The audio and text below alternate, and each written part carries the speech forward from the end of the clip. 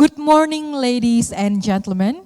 Welcome to Indonesia-China Energy Transition Cooperation High-Level Dialogue for Advancing Energy Cooperation, understanding both Indonesia's and China's development in sustainable energy and its manufacturing industries.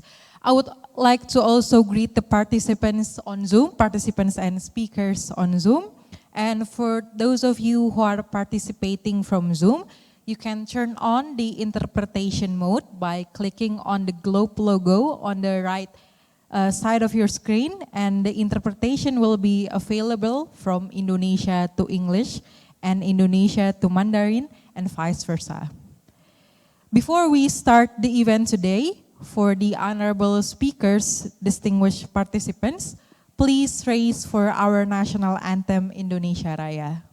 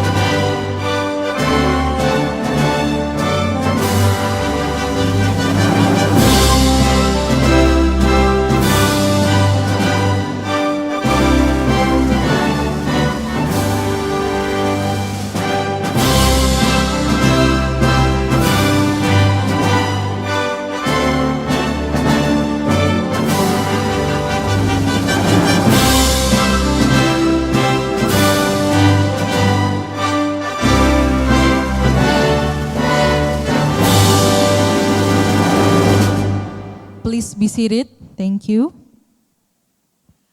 Ladies and gentlemen, a very warm greetings to each and every one of you. Welcome to JS Luansa Convention Center, Jakarta for the high-level dialogue for advancing energy cooperation, understanding both Indonesia's and China's development in sustainable energy and its manufacturing industries. This event is organized by the Institute for Essential Services Reform, Belt and Road Initiative International Green Development Coalition or BRIGC, Client Earth, and co-hosted by Coordinating Ministry for Maritime Affairs and Investment.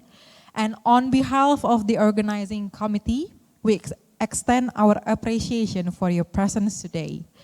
This dialogue aims to invite related stakeholders, both from Indonesia and China, such as government, scholars, experts, and business leaders to discuss more about the bilateral opportunities for collaboration, dialogue spaces, and exchange of ideas in speeding up the energy transition in Indonesia to achieve Indonesia's net zero emission by 2050, by 2060 or sooner, and Indonesia's sustainable development goals. And we would like to also extend our warmest welcome to His Excellency the Coordinating Minister of Maritime Affairs and Investment, Bapak Luhut Binsar Panjaitan, who will be joining us later. And the Honorable Dr. Zhang Jianyu, Executive President of Belt and Road Development Institute, the Honorable Dr. Tao Ye, Deputy Director of Renewable Energy Development, Energy Research Institute, National Development and Reform Commission, the People's Republic of China, who's with here on Zoom. And The Honorable Coordinating Deputy for Infrastructure and Transportation, Coordinating Ministry of Maritime Affairs and Investment, Bapak Rahmat Kaimuddin, who will be joining also later on. And the Honorable Dr. Pang Xiao from BRI International Green Development Coalition. The Honorable Director General for New and Renewable Energy, Ministry of Energy and Mineral Resources, Bapak Yudo Dwinanda Priyadi, who is represented here by Ibu Andrea Febi Misna. And all distinguished speakers and delegates. To warm up this morning event, may we have a big round of applause for today's event. Thank you, and allow me to introduce myself. My name is Siha Alifa, and I am honored to be the Master of Ceremony for today's event. To open this event, we are going to start with a performance of traditional dance from Central Java called Beksan Uro Uro. So please give a round of applause for this performance.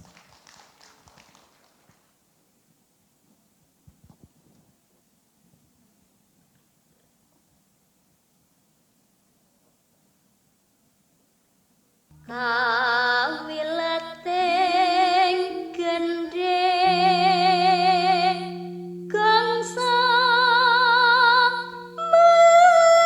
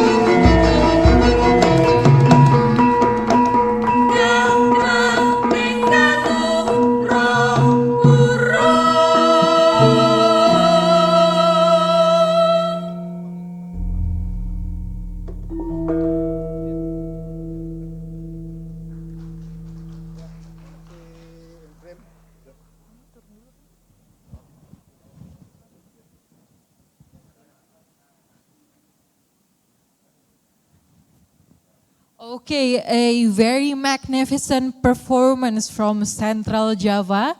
Are you enjoying it? Yeah, okay. Maybe we can hear another round of applause for this magnificent performance.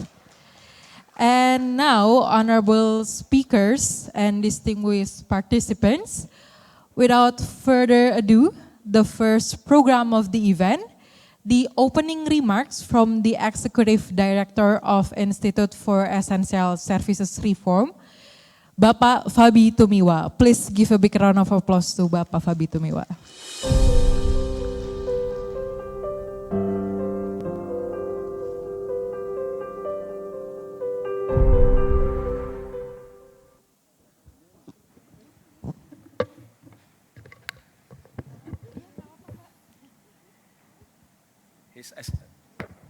His Excellency Luhut Binsar Panjaitan, Coordinating Minister of Maritime Affairs and Investment, represented by Mr. Rahmat Kaimuddin.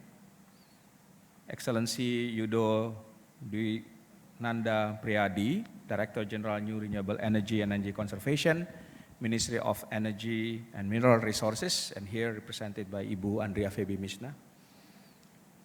Excellency Dr. Tao Ye, Deputy Director for Renewable Energy Development, National Reform and Development Commission, People's Republic of China, joining us online. Excellency Sang Jian Yu, Executive President of BIGC, Ms. Dan Ting Fan from Client Earth China, distinguished participants, ladies and gentlemen, good morning and good day to all of you. On behalf of Coordinating Ministry of Maritime Affairs and Investment, Belt and Road Initiative Green Coalition, or BRIGC, IESR, and Client Earth, I'm honored to welcome you to the Indonesia-China Energy Transition Cooperation High-Level Dialogue for Advancing Energy Cooperation. This dialogue intends to enhance Indonesia and China cooperation in low-carbon energy transition and promote investment and partnership opportunities for both countries and their business. Ladies and gentlemen, last week I attended ASEAN-China Clean Energy Week in Haikou, Hainan, China. And I learned three things. First, that clean energy technology in China advanced at a fast pace, and because of the innovation and practical support from the state. Second, how Chinese companies compete each other in developing clean energy technology and implement domestically on the large scale to reach economic of scale and continuous research and innovation. As a result, renewable energy technology like solar, wind, and energy storage become accessible and competitive to the fossil fuels. And the third, how Chinese maximizing the role of institution like power utility to speed up clean energy technology deployment. So ladies and gentlemen, Indonesia aspire to shift our energy system from 86% of fossil fuel to clean energy, 100% low carbon. Indonesia government has targeted reaching net zero emission by 2060 or sooner, and the government has indicated that the power sector will go earlier, and that unabated coal plant will be phased out by 2050. I believe that advancement in China can be learned by Indonesia, and also to help us transform our energy system, while at the same time boost investment and trade of low-carbon goods. Ladies and gentlemen, for Indonesia to meet this ambitious target, reaching net zero emission requires three key ingredients. First, we need suitable technology to harness the potential of renewable energy resources available in our country. Indonesia is rich in renewable energy resources. The Ministry of Energy and Mineral Resources identified about 3,700 gigawatts of renewable energy potential, which comprises of solar, wind, hydro, geothermal, biomass, and ocean energy. Solar is the largest available resources with 3,300 gigawatt, according to the ministry. However, ISR studies suggested even higher technical potential for solar. We estimated around 20,000 gigawatt of solar resources are available. So technically, renewable energy resources in Indonesia sufficient to meet net zero emission by 2060. But not only that, not only the generation, we also need energy storage technology, HVDC, HVAC transmission, smart grid, intelligent control system, electrolyzer to produce green hydrogen, and energy efficient technology for industry and manufacturing. Second, we need sufficient investment and project financing. To reach net zero in the energy system, we must invest in new, clean technology while gradually phasing out the dirty and inefficient coal plants. Again, Ministry of Energy has estimated around $1 trillion in cumulative investment is required until 2060. Meanwhile, another ISR study determined that Paris-compatible energy transition will require more than $1.4 trillion by 2050. So we estimate that annual investment will be between $25 billion to $30 billion, ramping up to around $45 billion after 2030. That's annual investment. So Indonesia, we need not only large amount of investment, but also low-cost financing that comes with that investment. And therefore, blended finance is important to meet this goal. And the third, what we need is local manufacture of clean technology. The energy transition should benefit the local economy, enhance ownership, and create jobs. Well, Indonesia, we know Indonesian government is very strong with the local content regulation. And therefore, establishing domestic manufacturing capability is high on the government agenda. While Indonesia needs more research and development in clean technology, cooperation with other countries and renewable energy manufacturer is the logical option to meet this goal. And while Indonesia government also established clean energy technology investment, friendly environment to draw technology manufacturer to invest in Indonesia. Ladies and gentlemen, with those three ingredients I mentioned, no doubt that successful energy transition in Indonesia also requires international support and cooperation. In addition to the support and partnership Indonesia has received from a number of developed countries, we should bring in China.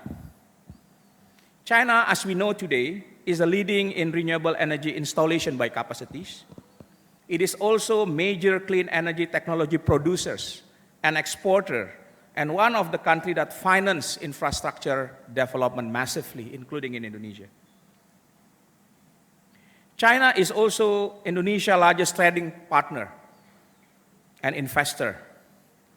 The visit of our President, Joko Widodo, to Chengdu a few months ago to meet with President Xi is a clear sign of strengthening bilateral economic and non-economic cooperation between the two countries. Therefore, it is not too much if we hope that this stronger cooperation and partnership can be also direct to support for Indonesia energy transition. Ladies and gentlemen, since 2005, the Chinese have been involved in Indonesia infrastructure development. About a quarter of the total financing, around $35 billion over 70 years, went to fossil fuel infrastructure, mostly coal plants. This under Fast Track Program 1 and 2, or FTP 1 and 2, and $35 gigawatt program. Indonesia has become the second country with the most coal-fired power facilities among China partner nations. Now, as Indonesia decides to transform toward low-carbon development, there is a need to switch and ramping up investment in green infrastructure, including low-growth, low-carbon energy sources. This is where China and Indonesia can strengthen their cooperation. On this precious occasion, allow me to present 3 potential cooperation in investment for strengthening this collaboration.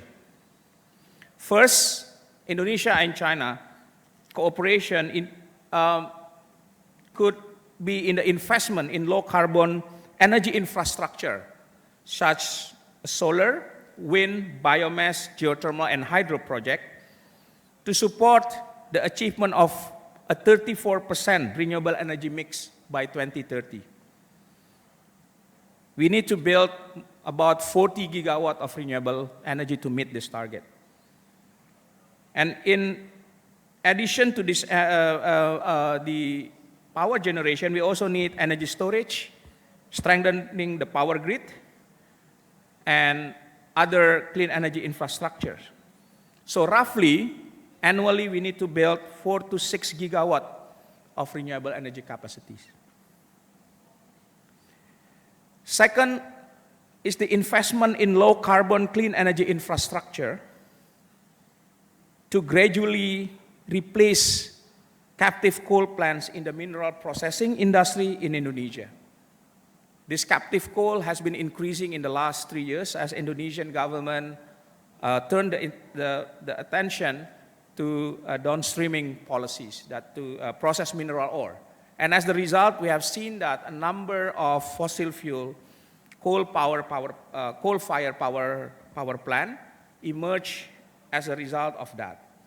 So this is a challenge actually to reduce the emission from this power plant to greening our manufacture. So making low-carbon production of nickel, alumina, bauxite, coppers, and other critical mineral is actually priority for Indonesia now, as we also would like to reach net zero emission by 2060. And third area is a cooperation in research and development, manufacturing clean energy or low carbon technologies in the country to the partnership, cooperation with technology providers in China.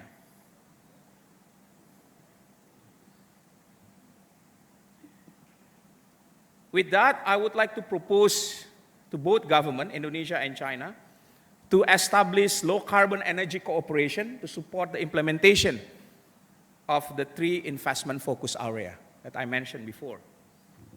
Ladies and gentlemen,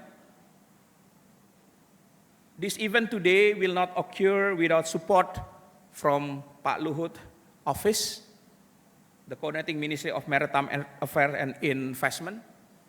It's a great help to make this event today happen. The Belt and Road Initiative Green Coalition, or BRGC, under the Ministry of Ecology and Environment, and our partners, Client Earth. I thank you all for your support and cooperation. Particularly, I have to mention Pak Rahmat Kaimuddin teams in Kemenko Marves, Dimitri de Boer from Client Earth, and Dr. Xiao Pang from BRIGC. And also my colleagues Dion Arinaldo that worked tirelessly in the last few months making this event happen today. And I'm confident that our discussion will be productive and will lead to the concrete outcomes in fostering China and Indonesia to collaborate and work together to make a global South energy transition a reality. Thank you and enjoy the dialogue.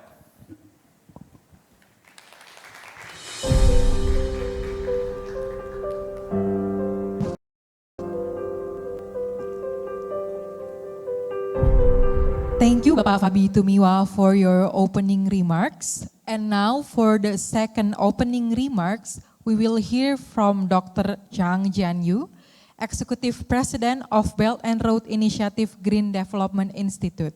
So please give a big round of applause to Dr. Zhang Jianyu.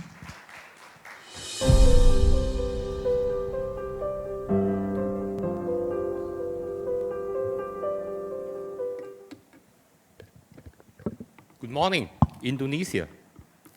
What a great event and what a great opening. I have to tell you, in my close to 25-year tenure in the environmental field, attending all the events, I have never seen the events that beginning with a local folk dance that was so impressive and so much telling of the rich culture and the warmness of the reception that we received here. On behalf of BRIGC, BRI International Green Development Coalition, I want to extend my greatest appreciation, and I apologize, I couldn't really remember the detail of the name, but the two ministries who are represented here, IESR, our partner, and also Klein Earth, for such a great event and all the tenacious preparation work that you have put into this. Let me, I don't know where should I point to? Here? Okay. And today I'm going to talk about the Green BRI and how the green and low carbon initiatives have been supporting the building of a high quality BRI development that the Chinese government is committed to. If you go back and examine the 10-year journey that China has gone through with regard to the building of the BRI, that you'll be able to see that green has always been an important ingredient of the BRI development with increased noticeability and also the emphasis the government has placed on it. President Xi has started to talk about the Green BRI from the very beginning of all the different speeches. And that was only get more strengthened when China announced its own carbon target that China will peak before 2030 and also neutrality before 2060. Well, I mean, I think the whole world certainly has some suspicion about the commitment China has in it with regard to how can you make the BRI development green, and how can you really make the green become the background color of the BRI. Well, the world was really convinced when they heard directly from President Xi, exactly the same day, 1 year after China made the announcement for its own commitment, that China will step up support for other developing countries in developing green and low-carbon energy systems and will not build new coal-fired power plants abroad. And guess what? If you look at the numbers, since 2021, China has now built one single power plant overseas with full fulfillment of what President Xi has pledged that China will do. So what has been China doing with regard to greening the BRI? I put them into two kinds of categories. The first kind, China is really fulfilling its promises to green the overseas investment in all its kind. We know from the very beginning the BRI represents a whole series of infrastructure development, and some people counted, today this is our 10 years anniversary, and more than 3,500 projects with a total investment number more than $1 trillion. Well, in terms of greening the BRI, China has done two things, in my mind, I think is really important, crucial. One is that China has reformed the process, the environmental requirements that are being required in the overseas project management. It used to be managed on an ad hoc fashion that you only need to register with the ministry after the project is completed. But now, the environmental requirements is integrated from the very beginning of the project proposal to project design, to project construction, to project operation, and even include post-operation project conclusion phases. And the other thing is really important, what China has done is China has integrated the requirement of the compliance of environmental requirements from the very beginning of sovereign requirement, as what's shown here in this graph. Those red dots, that there's nothing wrong, right? If you go and do a project in the other country, you need to comply with the local environmental standard. But China has gradually strengthened it. And by the 2021, the requirement that not only you have to comply with the local standard, but also you need to comply with Chinese standards, in its absence, the international standards, if needed. So by those two, reform the project management process, and also to strengthening the environmental requirements, China has made its overseas investment more green. Well, but China didn't stop there. China is actually stepping up its effort, as President Xi has pledged. China is step up its support for other developing countries in green and low carbon energy system. If you look at the investment numbers China has put throughout the 10-year journey, the energy projects start to account a large and majority portion of the overseas investment. And guess what? The green ones has started to take a bigger and bigger share. Actually, according to the Reuters, that the first 6 months of 2023 has become the greenest 6 months of China's all energy investments overseas. And as Vice Premier Han Zheng said in 2021 during the second ministerial meeting for the energy ministries of the BRI countries, that 2021 became the first year that China's overseas investments, the green energy investment, has surpassed that of fossil fuel investment.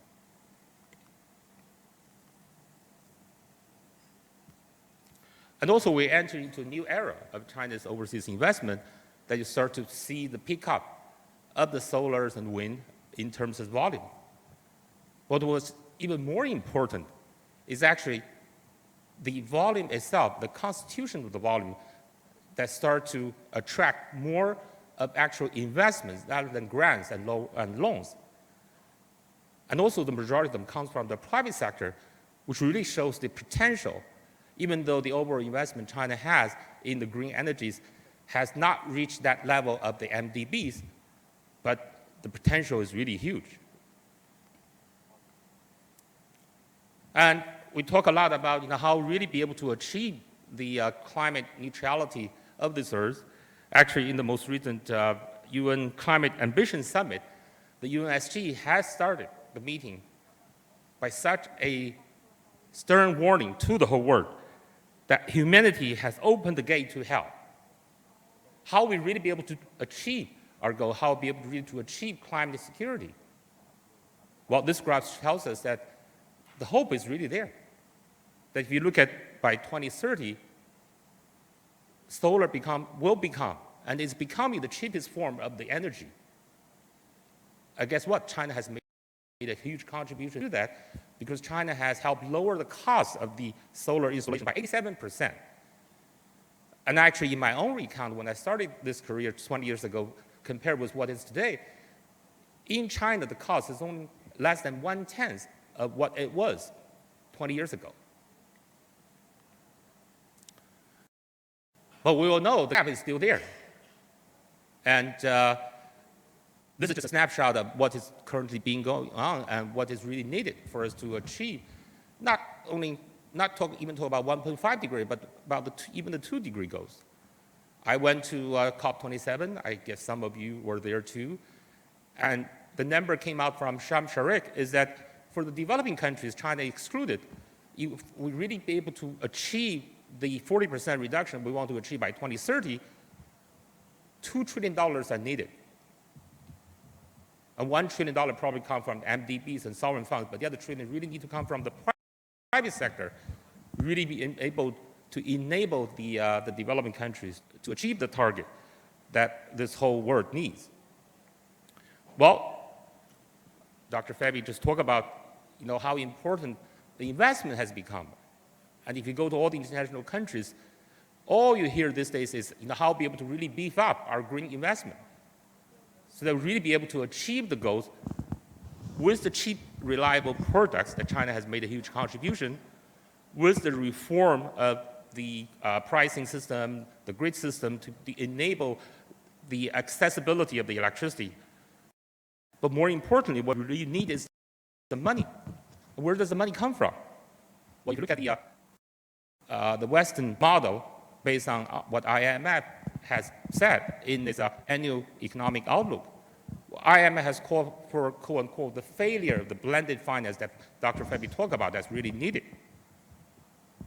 Because the average multiple number is only 1.2, which means that every dollar the MDB has put into the system to encourage of the green investment, they only achieve $1.2 from the private sector. And that's really something that is not satisfactory. There's also lack of the South-South cooperation. And also, the JETP, which is something very popular these days, it tells you not to do something, but it doesn't really tell you what to do. Well, let's look at the China model, why we think that could be the second biggest contribution China made to the other countries and to build the community of the shared future. It's really the blended finance model that has been so successful within China, and arguably that's something that China can really help and spread out in the support of the other countries. That China can, through the strength of the central government, to coordinate the money from the central bank, the policy bank like the Development Bank and Import-Export Bank, to the commercial banks like Bank of China, to Sinosure, the overseas credit insurers, and to the private companies for the FDIs, and also to the extent of asset investments and venture capitalists. We think that's really where the hope needs to be. And also, I think when we talk about the volume, the effectiveness is equally important, because if we be able to improve the effectiveness and efficiency of the money, we may not need as much money as what is being predicted. So what China is proposing is a new model of the support of China with the other developing countries. Hopefully, Indonesia could be one of our first partners to implement that. I talked with Dr. Fabi this morning over breakfast, that a project pipeline or project partnering facility is going to be established to build a bridge between China and also other developing countries who aspire to achieve the ambitious target. And there's a whole range of new policy instruments that we can introduce in that, not limited to the traditional investment models. But what about carbon market? What about refinancing and all the other innovative measures that we can use and apply to help finance the projects? Well, here I want to take a bold mentioning one of the research that I was involved, that was done by Tsinghua University, for the aspiration of a BRI carbon market.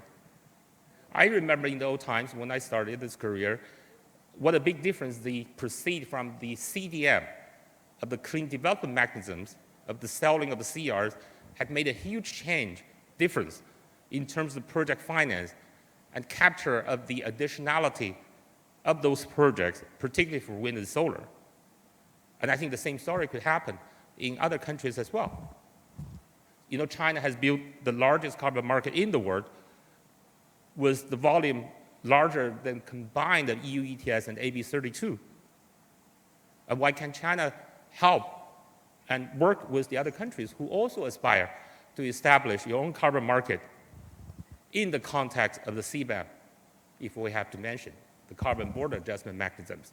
Well, we're not going to go into the details, but I think that's something that we can really aspire and work with each other to figure out all the creative instruments, the policy, and also the real investment tools that to enlarge our toolbox so that we can really achieve the goals faster and bigger. Well, with that, I want to introduce you officially to BRIGC, which is a China-based international environment organization that was launched, announced by President Xi himself in 2017, and was launched by then Minister of Environment together with all the partners in 2019. Right now, we have partners, more than 4,000 40 countries and more than 150 partners with almost all the households of environmental organizations that you have encountered. We get ourselves first officially registered, that's our certificate.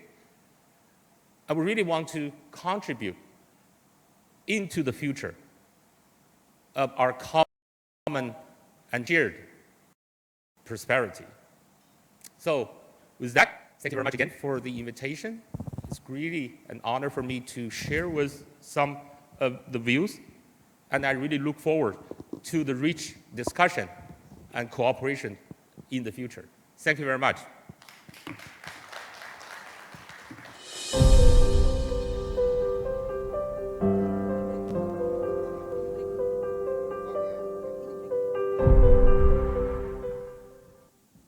Okay, thank you, Dr. Zhang Jianyu, for your opening remarks. Ladies and gentlemen and distinguished participants, we are now entering a short break for 15 minutes. Coffee and snacks will be provided in the ballroom foyer. So we are expecting to see you again here in next 15 minutes. Thank you.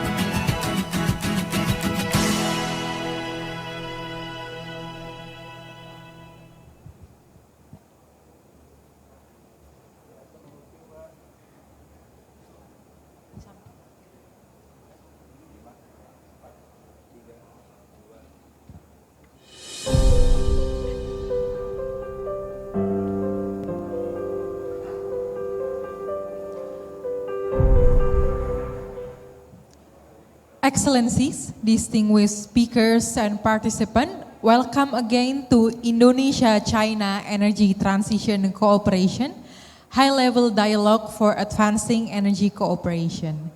And now we will be hearing a keynote speech from Coordinating Minister of Maritime Affairs and Investment, represented by the Deputy Coordinator of Transportation and Infrastructure, Bapak Rahmat Kaimuddin. To Bapak Rahmat Kaimuddin, please, the stage is yours.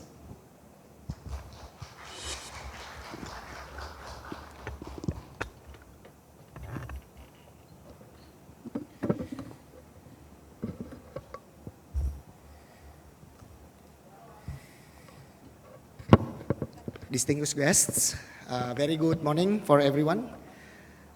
First of all, I would like to send the regards of our Minister, Pak Luhut, who was scheduled to be here, but unfortunately, due to like an urgent cabinet meeting, today they have like at least 2 ministerial meeting in the palace, so he couldn't be with us today. And unfortunately, then you'll get poor replacement in me. So I apologize for that.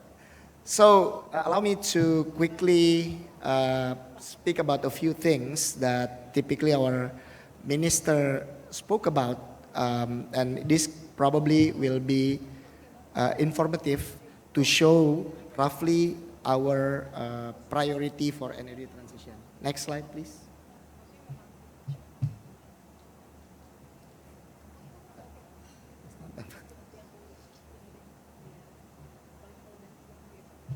Yeah, so first of all, we would like to show you that today Indonesian macroeconomic situation has been quite good. So our GDP growth is consistent about 5% year on year. We have very relatively controlled inflation. Our government debt to GDP is still very much in control, around 40%. Our stock performance is positive until this year, and we actually have still a positive exchange rate compared to year to date, compared to others. So overall, we have a pretty decent macroeconomic situation. Next slide. And also, basically, our economic growth, as mentioned, even though dipped a little bit during COVID, it's actually now go back on track, above 5%. Our optimism in terms of spending index and also investment realization is also has gone back to normal and quite high. Next slide. This is basically how we are thinking about growing our economy. So roughly we have 5+1 or 6 main agenda.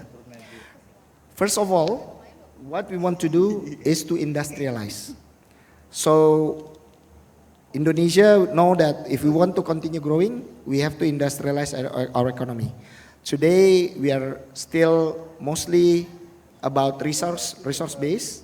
So typically say, you cut, you dig, you catch, then you can be very wealthy in Indonesia. No longer. So we want to do industrialization, but mostly through downstreaming. So what we want to do is to increase value added on our natural resources. We also put a lot of effort to digitalize our economy, both in the private sector as well as in public sector. So in the private sector, today we have like more than 10 unicorns, startups. And also in the government digitalization effort, we have digitized like maybe hundreds of millions of people from COVID tracker, from basically other initiative like Kartu Prakerja and others. Indonesia also have built a lot of infrastructure and built interconnection between our islands. So Indonesia have 17,500 islands, even though about 60% of our economy is concentrated in this island, Java. So in order to serve our citizens better, we have built a lot of toll roads, we have built a lot of ports, airports. We provide services like, we call it sea toll and air toll. And this is to ensure everyone get access to connection. We also spend a lot of resources to ensure that our economic growth is well distributed. So one of the key programs of this government is what we call Village Fund, which basically we spend about ₱1 billion per village, or about $70,000 every year. And that's basically to ensure that the villages have enough capital to build markets, to build infrastructure, and whatever they want to do to develop their economy in terms of in their own region. And this has been quite successful in reducing poverty as well. And even due to COVID, even though our economy macro is relatively impacted, but at least in the grassroots level is still relatively maintained. The other thing that we actually do to ensure a little bit more shift from the western side of Indonesia that is more developed to the eastern that is less developed is our plan to move our capital to Kalimantan. So moving new capital has been a very bold decision. It will require a lot of resources, but hopefully will also bring more balance to the investment in the country. And of course, not less important, and this is the topic for today, is decarbonization. We understand that basically what we want to do is to industrialize, to grow our economy, but we also are a country that committed to Paris Agreement, and we have to actually do our part to fight the climate change. So this is the balance that we are thinking, how to industrialize and also decarbonize at the same time. And of course, those will require human capital, so education is the key that basically connect all of this.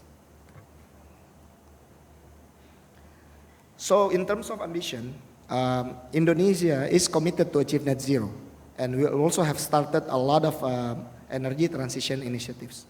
So we ratify Paris Agreement, and we said we want to do net zero by 2060 or earlier. And we always updated our NDC. So latest NDC is with national effort about 32%, and with international support about 43%. We have issued several policies that will support this energy transition. For example, a presidential regulation that is issued last year, which basically restrict coal.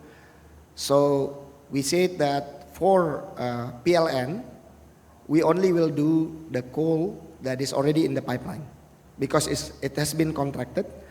But for captive, we restrict and we only allow it for very strategic projects, and also the one that basically improve value added for natural resources. And even so, they have to stop operational by 2050, and 10 years after operation, they have to reduce their emission by 35% against 2021 standard. So this is a very strong commitment.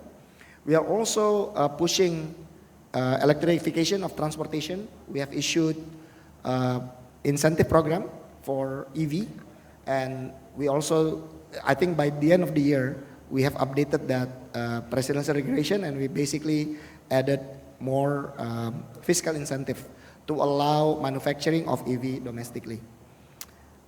To enhance investment in renewable energy while also helping our industry locally, we have updated our local content requirements basically to align with the situation domestically. So all of this with the hope is that we can build renewable energy, we can build renewable industries, but we don't lose our energy security and industrial security. To collaborate with, we also realized that we cannot do this alone. So we have done multiple international collaboration. We signed Just Energy Transition Partnership with G7 countries, and with commitment about right now $21.7 billion of public and private financing. We also signed up ASEC with Japan, and in order to collaborate with our neighbors, we have signed also a collaboration to export green electrons to Singapore, with the requirement is that the solar panel and the battery has to be manufactured in Indonesia.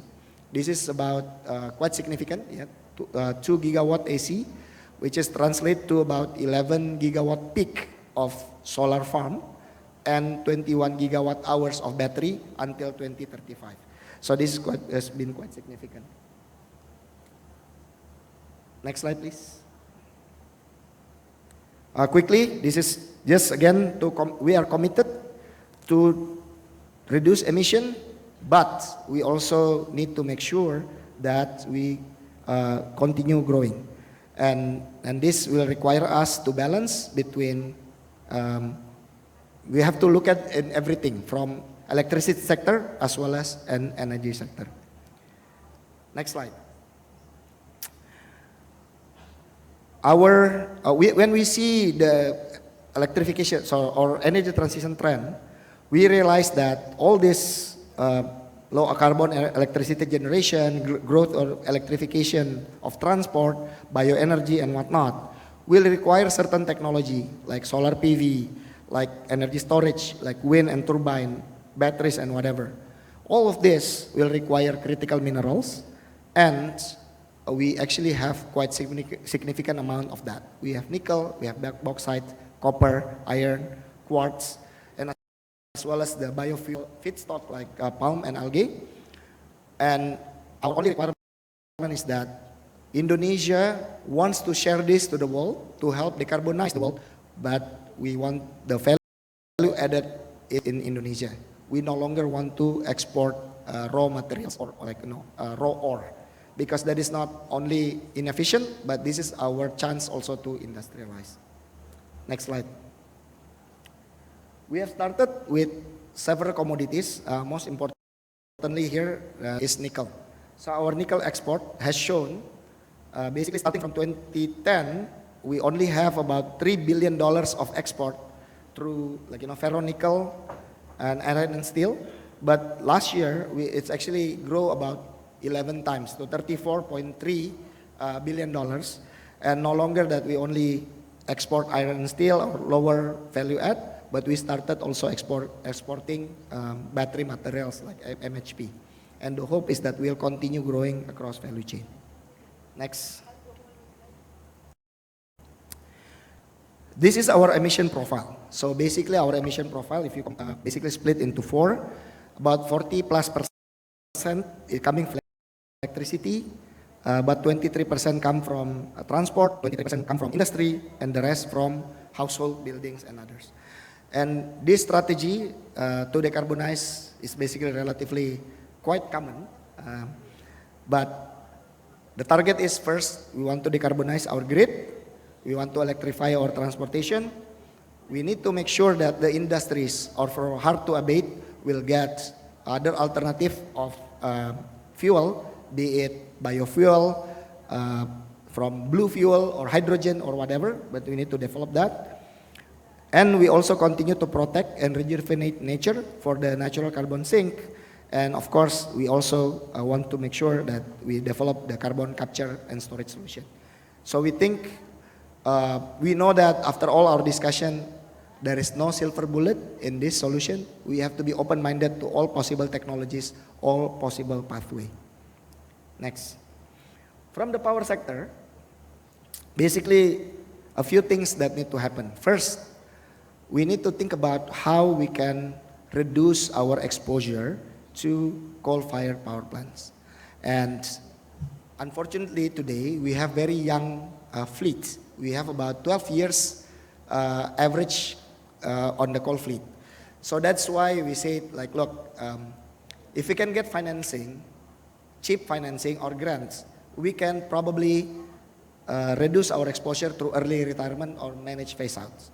And of course, we are open for the investors. If they want to come to us and say they want to reduce their exposure to coal, they can come to us and we can discuss. Like, you want to shut down your power plant early, we are probably open for discussion as well. And we understand the Chinese investor also quite significant exposure on this. We also want to build a lot of renewable, both the dispatchable or baseload as well as variable.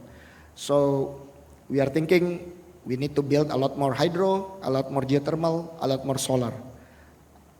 But of course, that will require also grid. And the grid is relatively quite mature in Java, but not yet and it's not connected among major islands. And some of these new industries like downstreaming is actually in the areas whereby the grid is not yet completed. For example, in Sulawesi Island, in Sulawesi, they look like a person. In the western leg, there is a lot of renewable. There is hydro, there is wind, there is also solar, of course, you can do that. But all the demand is actually on the eastern leg, which is in the southeast Sulawesi. This is where the Morowali, Pomala, Bahodopi, all the new smelters are going to be built.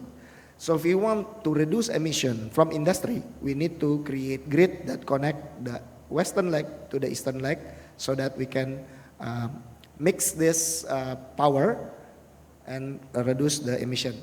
If not, without the transmission, unfortunately, then we will be faced with a very difficult scenario. Then we probably have to build fossil fuel or captive power plants. And this is not something that, if you have no choice, then we got to build, but we want to open all the possible solution.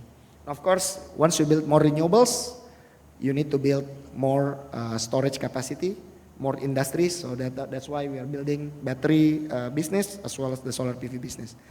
And we know China is the world leader in solar, PV, also in battery technology. So we are hoping Chinese investors, Chinese technology can support us through this and by building manufacturing capabilities in Indonesia.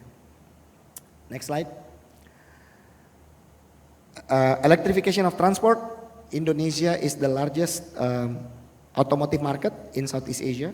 We have about a million car every year in terms of sales, and also about 5 to 7 million of motorcycle. And therefore, again, they'll need a lot of vehicle, they'll need a lot of battery.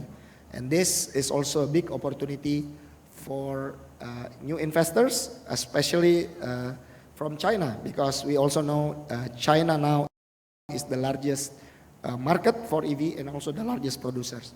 So we are currently in discussions with several Chinese manufacturers, and hopefully by year end, we have more investment in this area. Indonesian government is preparing for incentive. So basically, for goods manufactured in Indonesia, for motorbike, we government support of about 7 million rupiah or about $450. That will bring the vehicle to be parity with ICE. And also for cars, we give about 10% of the price through tax rebate. We also give it to the buyer. So we are hoping that this also will reduce the green premium and enhance the adoption of this market. Next slide.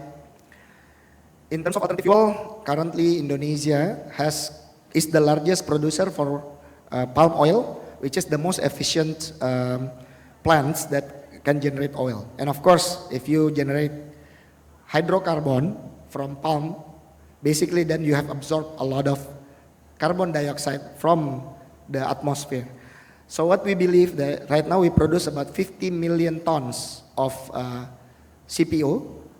And because of the smallholder situation, we believe that we can actually double this through better seed, better agriculture production.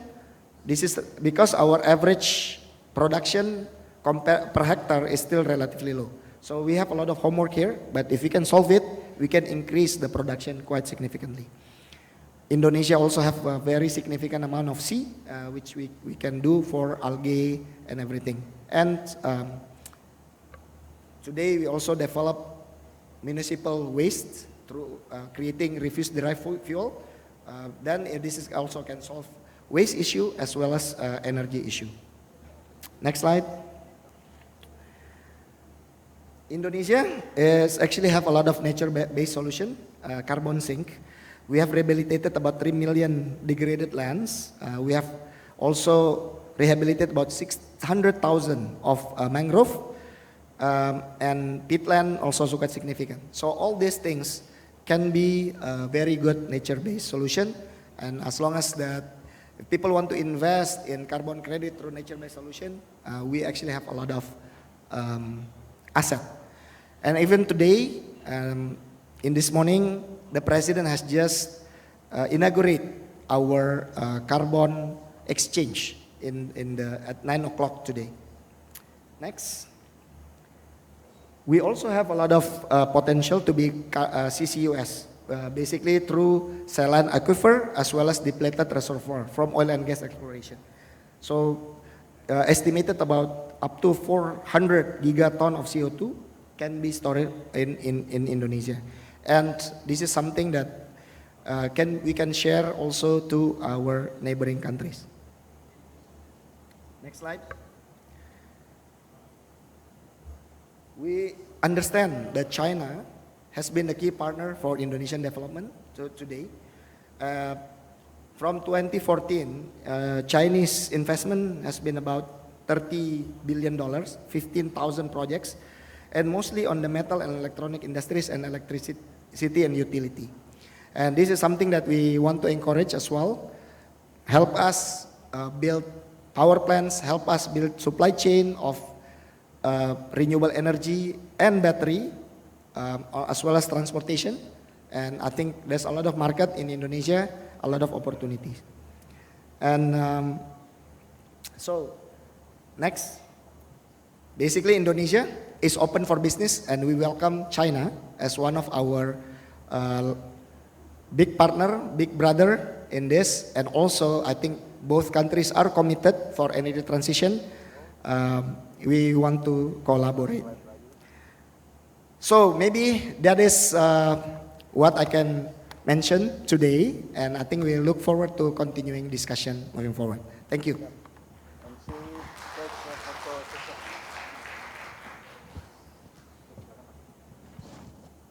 Okay, now so for Bapak Rahmat Kaimuddin, Bapak Fabi Tumiwa, and Dr. Zhang Jianyu, can you please and Bu Andrea Febi Misna to step up to the stage and take a photo op together?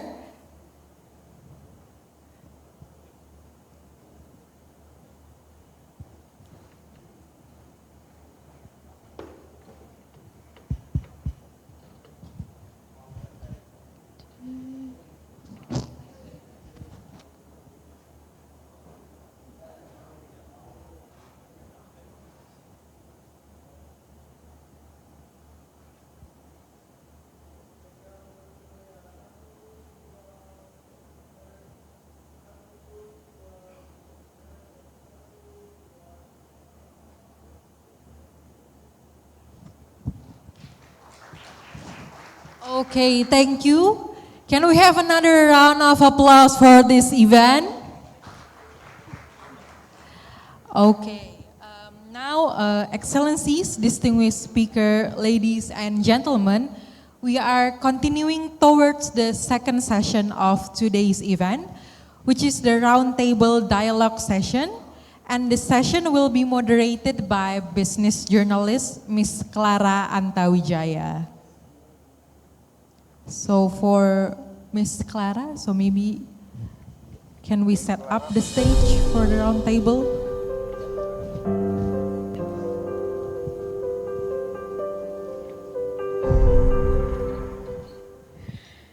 Assalamualaikum warahmatullahi wabarakatuh.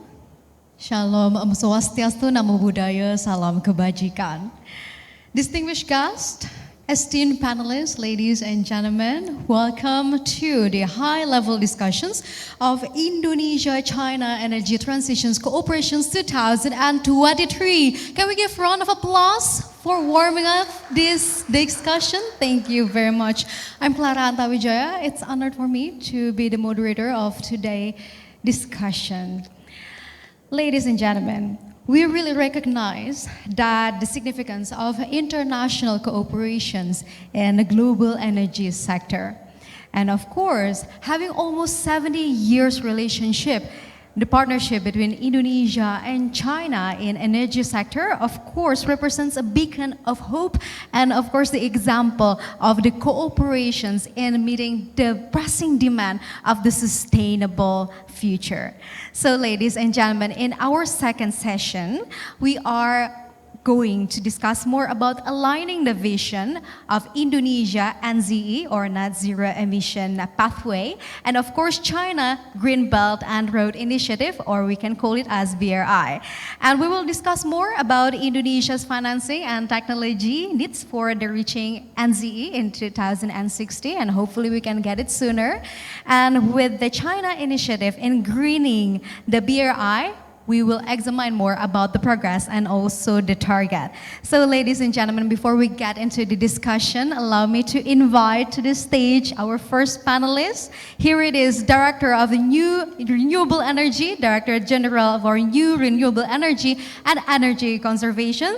Please welcome Miss Andrea Febi Misna.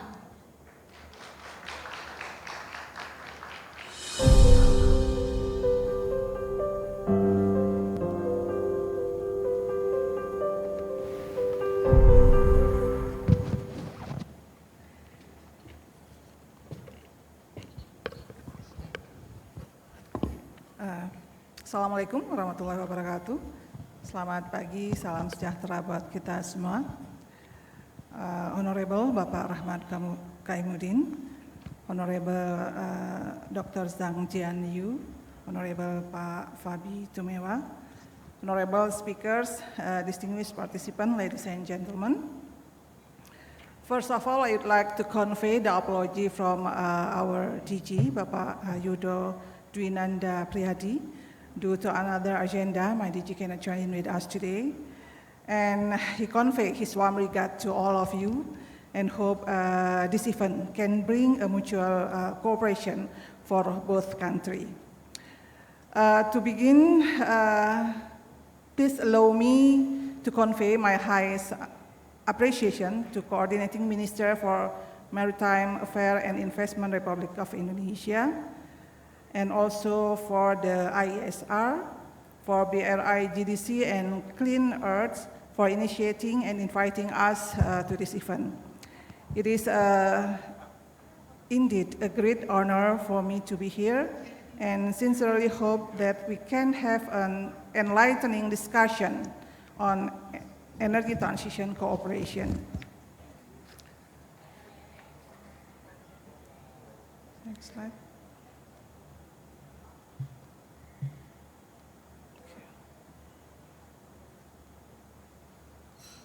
Okay, we'll start with the first slide. The government of Indonesia is actively working toward achieving the Sustainable Development Goals, particularly focusing on SDG 7 and SDG 13.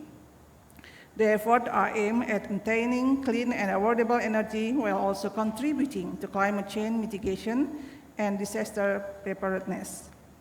Progress toward achieving SDGs number 7 is increasing the electrification ratio and electrified village ratio year by year, along with the addition of installed capacity in both fossil and also renewable energy power plant as shown in the left side. In 2022, the electrification ratio reached 99.6%, while the village electrification ratio reached 99.8%. And it is expected in 2024, we will reach 100% electrification, both electrification and also village electrification ratio. The installed capacity of new renewable energy power plant will be 12.6 gigawatt. And we hope after recovery from COVID pandemic, we can accelerate the development of renewable energy, since, as mentioned by Pak Rahmat, that the demand now tend to increase. In pursuit of SDGs number 13, significant progress can be observed in reducing greenhouse gas emission. By 2023, the energy sector is expected to reduce greenhouse gas emission by 116 million tons of CO2. This reduction will be chiefly through the utilization of renewable energy, energy efficiency and conservation, low carbon fuel technology, and also other initiatives as illustrated in the right chart. To enhance its contribution to climate change mitigation, Indonesia has committed to enhance nationally determined contribution, or we call it ENDC, with a target to reduce emission from 29% equivalent to 835 million tons of CO2 to 32% or equivalent to 915 million tons of CO2 by 2030. The energy sector's has also increased. The energy sector contribution is also increased from 13 million ton CO2 to 358 million ton of CO2 by 2030. And when we talk about the renewable energy potency, we have a huge potential of renewable energy. Pak Fabi also already mentioned about the resource that we have. We can see from this slide the total of renewable energy potential is around 3.6 terawatt. However, when we see the implementation now is only around 12.7 gigawatts. So it means that there is a huge space for deployment of renewable energy in the future. And in 2022, national electricity consumption per capita in Indonesia is reached 1,170 kilowatt hour. This is considerably lower than the average electricity consumption in ASEAN, which stands at 3,600 kilowatt hour per capita. Primary energy consumption derived from a new and renewable energy source amounted to 217 MBOE, marking a 19.9% increase compared to 2021. In the national primary energy mix, the contribution of new renewable energy reached 12.3%, which falls short of the national target of achieving 23% renewable energy by 2025. And from this slide, we also can see Indonesia has a strong commitment for energy transition. In COP26, the government already declared Indonesia will achieve net zero emission in 2060 or sooner. And as evidence of Indonesia's strong commitment and ambitious goal to reduce greenhouse gas emission, Indonesia has submitted a plan to achieve net zero emission by 2060. Within the energy sectors, we aim to reduce greenhouse gas emission by approximately 93% from the business as usual, which was 1,900 million tons CO2, will be reduced to be only 129 million tons CO2 by 2060. This reduction will be achieved through a range of strategy, among others is the electrification program, through massive utilization of electric vehicle, induction cooker, and also agricultural electrification. The development of new renewable energy, both it's on-grid or off-grid, and also the utilization of biofuel.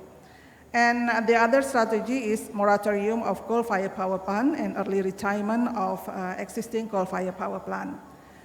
And the other one is the utilization of new energy sources such as the hydrogen, ammonia, and also nuclear, and also the utilization of carbon capture storage. And the last one is the implementation of energy efficiency program. The government has currently implemented a strategy outlined in Indonesia Energy Roadmap for net zero emission. This roadmap represents a shared commitment between the government and stakeholders as part of the global community effort to mitigate climate change. In essence, net zero emission can be viewed from two perspectives, the supply side and also in the demand side. On the supply side, this involves the extension development of new renewable energy sources, reducing the use of fossil fuel in power plant, adopting low emission technology such as carbon capture storage, also advancing smart grid infrastructure, exploring energy storage solution, and enhancing hydrogen production technology. On demand side, this requires promoting the use of electric vehicle, advancing induction cooker, and also expanding household gas network, utilization of biofuel, and implementing energy management practice and minimum energy performance standard for equipment. This is particularly for the energy efficiency program. And from this roadmap, we also can see hydrogen. For the hydrogen development, we hope that it can utilize massively, started in transportation sector in 2031, followed by industrial sectors in 2041. Nuclear, we hope, can be operated in 2039 to replace coal-fired power plant as base load.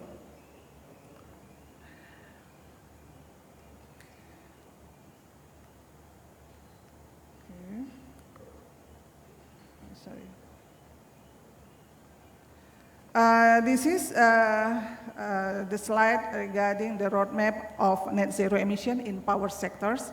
We can see from this roadmap in 2060, it is estimated the demand of electricity reach 1,900 terawatt hour, with the industrial and transport sector being the dominant consumer. This electricity demand will be met by power generators, with 96% of the supply coming from renewable energy sources and 4% from new renewable energy, it's hydrogen and also nuclear. With the total capacity in 2060 is around 700 gigawatt.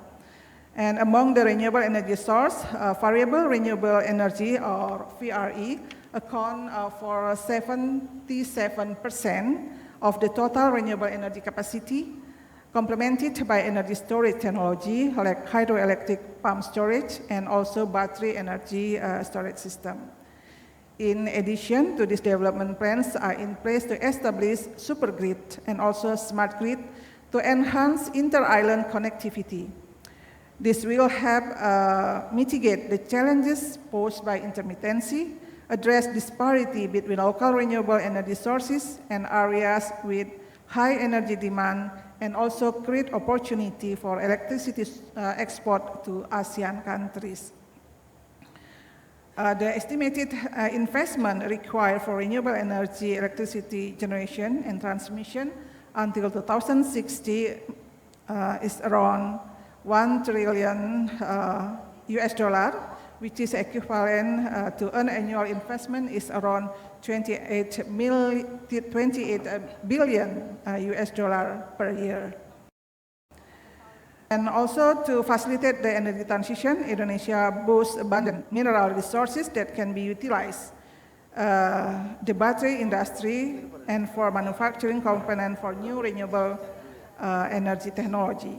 Nevertheless, further advancements are needed in the processing and refining process to enable the production of batteries for electronic devices, electric vehicle, and also for energy storage system.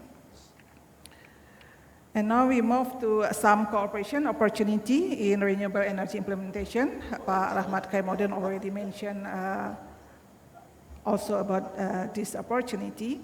As we know that we have a huge potential of renewable energy. So to accelerate the implementation of new renewable energy initiative in Indonesia, collaboration among various stakeholders is essential.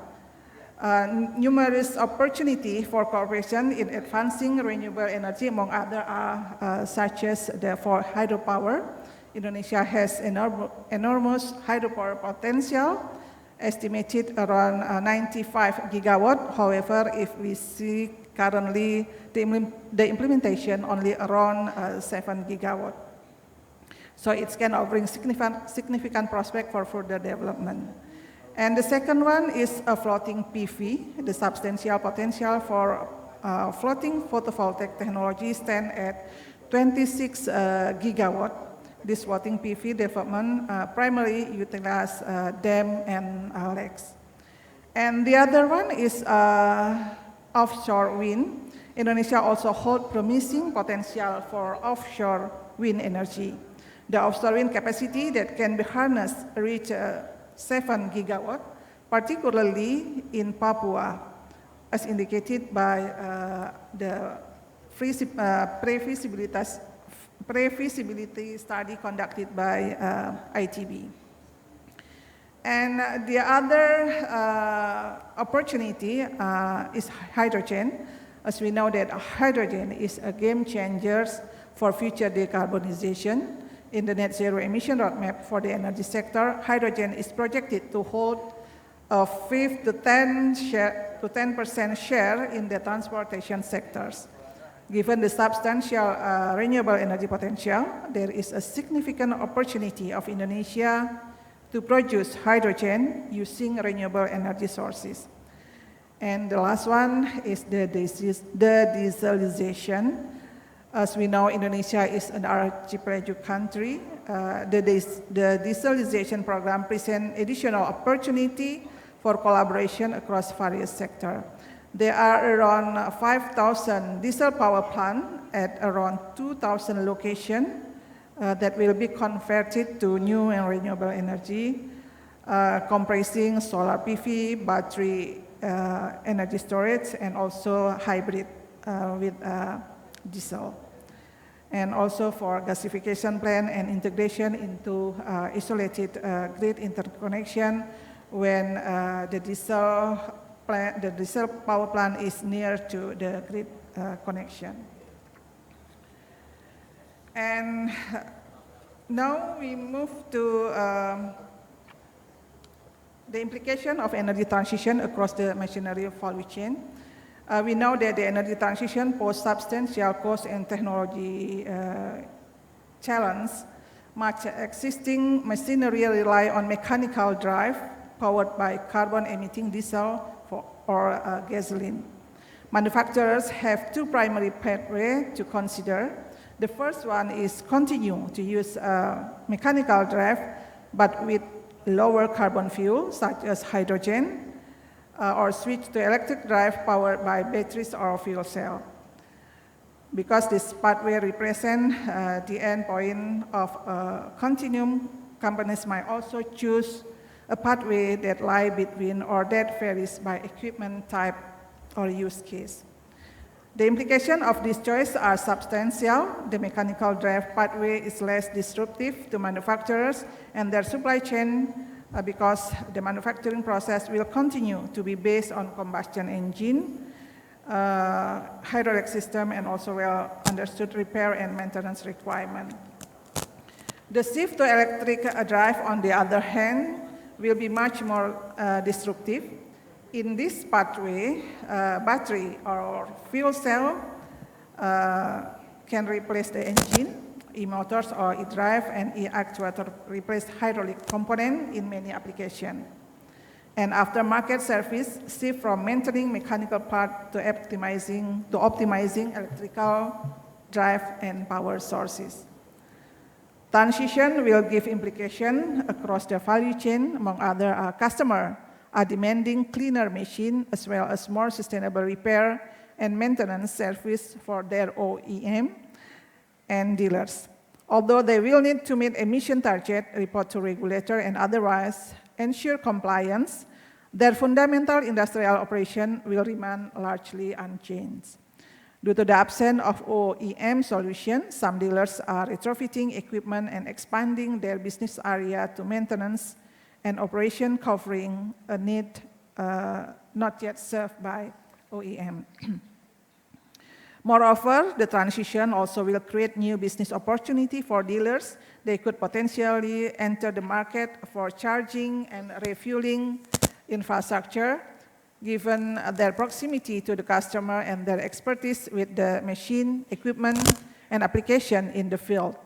Recycle and reuse services for batteries and other electrical equipment are another possibility.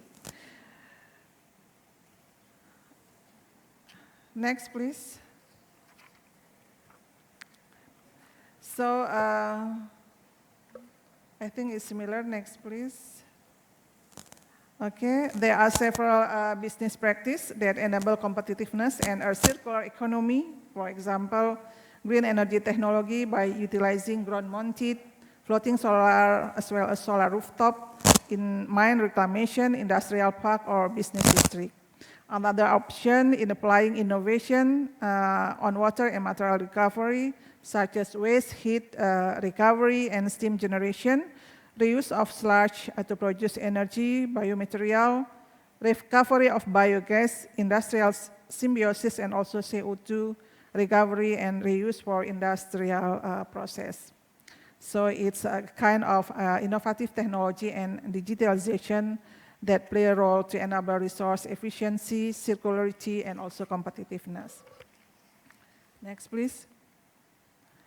There are some opportunity for collaboration in investment and cooperation to optimize the implementation of renewable energy, among others through the research and development, such as conducting some study, commercialization, and upscaling of renewable research, and also financing renewable project and coal power plant retirement.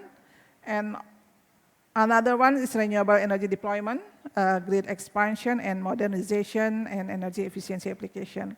And the last one is establishing renewable energy manufacturers, such as solar PV industry, supporting components such as storage system, battery infrastructure, and also testing laboratory for renewable energy product. Next.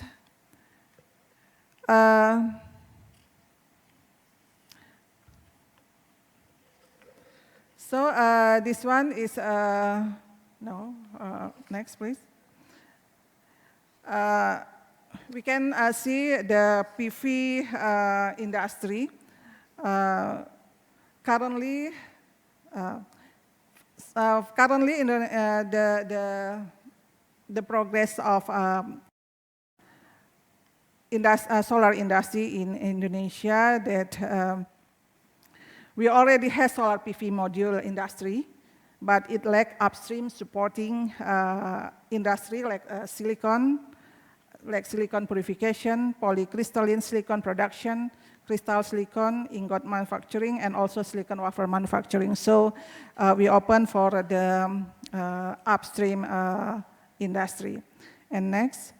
And currently, Indonesia has 22 domestic solar PV module manufacturers with an annual production capacity is around 1,600 megawatt peak, and the maximum capacity per solar module only around 500 megawatt peak. Sorry. And in order to support the implementation of quality standard of crystalline silicon solar PV, currently there are 2 testing laboratories that providing services for testing PV standard. However, when some new industries establish on a solar industry, so we need more testing laboratories to ensure there is no delaying in issuing the product.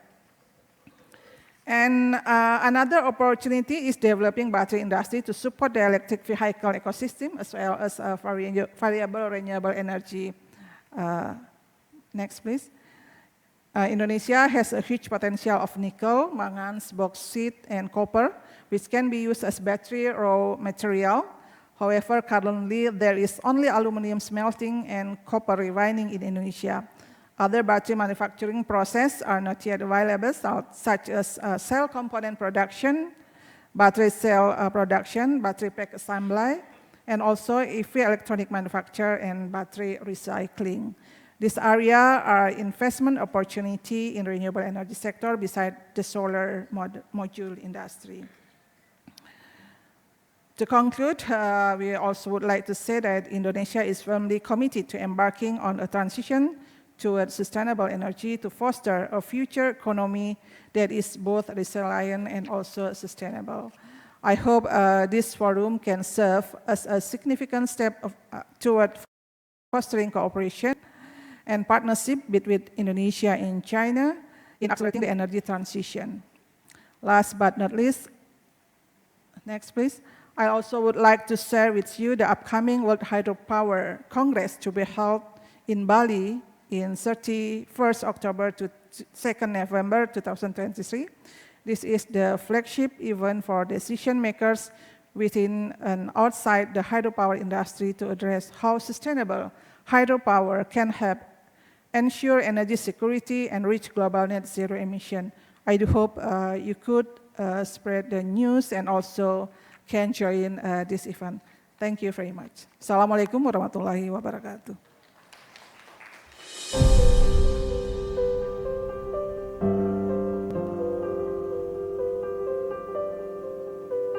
So much, Ms. Feby, for your presentations. We hope that Indonesia can contribute faster to the global net zero emission. Well, it is targeted in 2060, but however, with the massive infrastructure development, we hope that it can be sooner.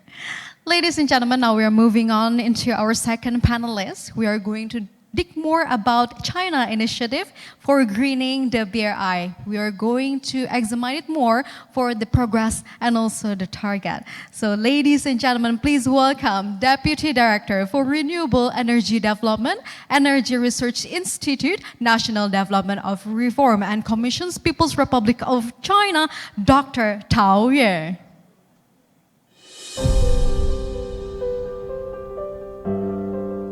大家好啊，非常荣幸来参加今天这样的一个会议，并且呢，能够就我们中国可再生能源发展和政策谈一谈我们现在所进行的这样一个工作啊。那么第二，大家请翻页。那么大家知道啊，在3年前的9月份，那么我们习近平总书记在联合国大会上提出了我们的双碳目标。 并且围绕着我们国家的这样的一个双碳目标呢的实现，制定了一系列的，包括我们二氧化碳排放达峰非化石能源占一次能源消费占比，以及我们说单位 GDP 能耗强度和碳排放强度等等一系列的这样的一个指标。那么同时呢，我们说对于未来的可再生能源发展也设定了 雄心勃勃的这样的一个发展的这样一个预期，那么我们说提出到2030年，中国的风电和光伏的累计装机要达到12亿千瓦以上。那么同时呢，我们在沙漠、戈壁中国的沙漠、戈壁和荒漠地区呢，也在大力开发我们的这样的一个新能源特别是风电和光伏基地。 那么提出到2030年前呢，我们整个的这样一个开发的目标呢，要达到4.5亿千瓦以上4.5亿千瓦以上。那么，请翻篇。那么在我们这样的一个整个的减碳过程当中呢，大家知道中国的二氧化碳包括温室气体的排放，主要来自于我们的能源领域。 那么，在我们2030年前碳达峰的这样一个目标的指引下呢，应该说我们能源是中国领域减碳的主战场，而对于我们的可再生能源来说，可再生能源的发展应该是最为重要的组成部分。那么，在2021年到2025年期间呢，中国的可再生能源在大力推进的可再生能源替代行动。 也就是说，通过可再生能源，要较高比例的满足中国和能源电力方面的需求。那么另一方面呢，我们也说到2026年到2030年期间呢，那么中国的可再生能源呢，那么将会对于存量的风电存量的化石能源特别是化石能源的电量呢进行替代。那么请翻页啊，请翻页。那么在过去的这样的一个发展啊，在过去的这几年呢，大家能够看到啊，我们说由于新冠疫情的这样的一个反复啊，以及我们说全球地缘政治的这样的一个变化，那么甚至是我们说像一些地缘政治的这个冲突呢，导致了我们说全球范围内以化石能源价格高涨为基本特征的这样一个能源危机啊。那么大力发展的可再生能源呢，已经成为全球各国确保我们这样一个能源安全的重要选择。那么我们从 COP27 的这样的一个会议上，大家也看到了，我们要努力确保2摄氏度的这样一个目标，并且努力控制在1.5摄氏度以内啊，1.5摄氏度以内。那么通过这样的一个可再生能源的这样的一个发展呢，我们看到中国的可再生能源目前来说已经实现了这个9.3亿吨的这样的一个标煤的这样一个能源的供给程度，而且呢，中国的可再生能源的市场的规模呢，占到了全球可再生能源装机的新增装机的50%以上啊。那么在存量装机当中呢，中国的可再生能源也占到了全球存量装机的1/3也占到了存量的1/3。那么到2023年的上半年，那么我们看到中国的可再生能源装机已经突破了1300个 G 瓦。那么在“十四五”期间，我们设定到2025年，中国的可再生能源装机要占到全国电力装机的1半以上。事实上，在今年的年中，我们已经达到了48.8%，而且我们的水电、风电、太阳能发电、生物质能发电连续多年居于全球的这样的一个首位无论是累计存量装机还是新增存量装机那么从装备制造业上，我们在印尼的很多的领导和专家谈到了，我们说希望能够跟中国在装备制造业领域进行合作。那事实上，在产业链方面，中国的新能源产业也是具有国际领先的这样的一个优势。那么同时呢，我们说在新能源跟传统的煤炭、石油、天然气、核能领域等开发我们说形成一个多元供给的能源供给体系方面，中国也拥有这样较为丰富的这样一个经验较为丰富的这样一个经验下一页。那么在我们的整个的这个新能源，大家知道，对于新能源的开发来说，应该讲中国在双碳目标之前就已经投入了相当大的力度。应该说，从中国的产业链新能源发展能够取得当下的成绩，除了我们说政府的大力支持以外，形成较为完备的我们说这样一个政策体系，并且久久为功，常抓不懈，应该说是我们当前取得新能源这样一个发展成绩的一个突出的这样一个作用。那么应该说，从在上世纪90年代开始，中国就通过新能源的开发和能源转型来提高能源利用效率，并且在减污方面，改善大气环境方面做出了很多的这样的一个工作。而且呢，从2009年开始，中国的可再生能源法经过修订之后进一步的从立法层面上来推进了中国整个的新能源的发展。而且呢，从总量目标包括我们设定的规划目标，以及我们说国家的财税政策、上网电价、消纳保障等等这些方面呢，推进了应该讲在中国的新能源产业发展的初期，极大的推进了中国可再生能源的这样的一个规模化和发展的速度。那么在今年呢，2023年呢，我们又在原有的基础上进一步完善了中国的绿色证书的这样一个制度。那么从绿色证书解决我们说发展的经济性的问题，在当下我们将绿色证书全面覆盖了中国的可再生能源的所有技术。那么同时把绿色证书作为中国可再生能源电力开发和消费的唯一凭证，并且进一步的我们要推进绿色证书与中国的碳市场与中国的能源消费总量和能源消费强度政策进行衔接啊，甚至我们说在未来，我们希望进一步的推进绿色证书跟类似于欧盟 CBAM 这种碳边境调节税和其他绿色贸易规则之间的衔接啊，进一步的扩大我们说对于中国绿色电力消费从原有的海外贸易型企业向覆盖到全面的能源和电力消费市场的这样一个主体。那么进一步的提升，我们说从更广阔的范围内来推进我们说对于绿色电力的这样一个消费的需求啊，我想这是这几年我们说中国在新能源支持政策方面采取的一些重点的工作。下一页。那么对于“十四五”特别是也就是说从2021年到2025年，特别是对于2025年以及未来2030年，应该说中国设定了较为清晰的可再生能源的这样的一个发展目标比如说从供给的总量上来讲，到2025年可再生能源消费的总量要达到10亿吨标准煤以上，那么同时呢，要占到我们整个能源消费的18%。那么如果我们再考虑到核电的话，那么我们说中国的非化石能源要占到中国全部能源消费的20%以上。那么这一指标呢，到2030年呢，我们将提高到25%以上提高到25%以上。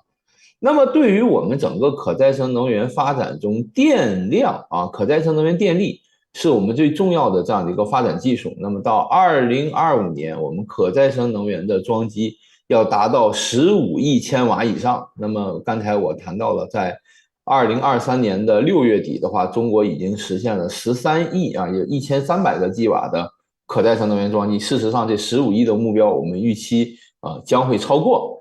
那么同时呢，我们还要强调可再生能源的发电量在我们2025年要达到3.3万亿千瓦时以上，3.3万亿千瓦。也就是说，总体上可再生能源的发电量在中国的电力消费结构当中，在2025年要超过35%要超过35%。那么同时呢，我们说在整个的“十四五”的，也就是说在近5年的电力消费的增量当中，要较高比例的由可再生能源来满足。那么在扩大中国的可再生能源发展规模的同时呢，其实我们也非常注重可再生能源基础设施利用效率的问题我们要确保中国的可再生能源的发电设施的利用率保持在合理水平以上，比如我们至少要保证在90%以上，同时呢稳步的提升终端消费当可再生能源的消费占比。那么从总量目标的第4个方面，我们还很重视我们的非电的可再生能源利用，类似于刚才印尼提到的像棕榈油生物智能这种技术，以及包括生物智能的柴油生物智能的固体成型燃料、沼气直接利用等等，这也是中国在可再生能源方面很重要的这个重要组成部分下一页。